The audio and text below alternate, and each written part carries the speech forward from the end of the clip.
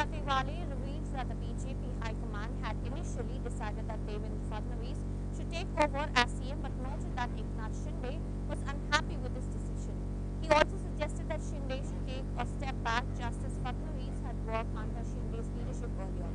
He also proposed that Shinde could either become Deputy CM or be appointed as a central minister, with the expectation that Prime Minister Modi and Union Home Minister Amit Shah would take swift action to resolve the issue. Emphasizing the importance of Shinde and his 57 MLAs, Jatewale called for a quick compromise and an expanded cabinet.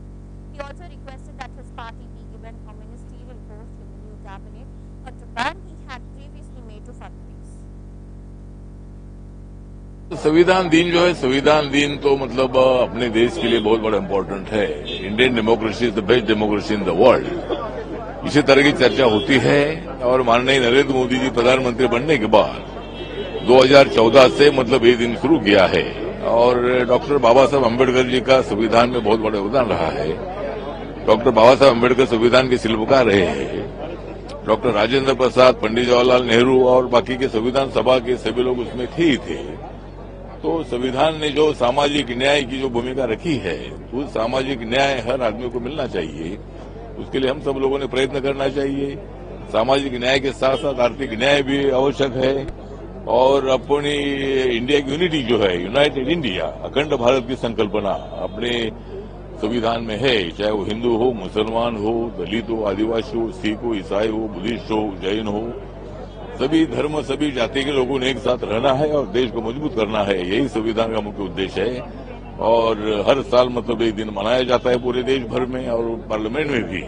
आज आदरणीय महामहिम राष्ट्रपति जी ने यहाँ अपना भाषण दे दिया है और अपने देश को आह्वान किया है कि भाई हम सब लोगों ने एक होना चाहिए और देश को सामाजिक एवं आर्थिक दृष्टिकोण से मजबूत करना चाहिए। सर, महाराष्ट्र में जिस तरह से नतीजे आए बराबर ईवीएम पे सवाल खड़े कर रहा है। मुझे लगता है कि महाराष्ट्र में ईवीएम पर सवाल खड़ा करने वालों को, हमारा सवाल उनको है कि जब लोकसभा में इतनी सीटें आपको मिली थी तब हमने ये सवाल नहीं उठाया था।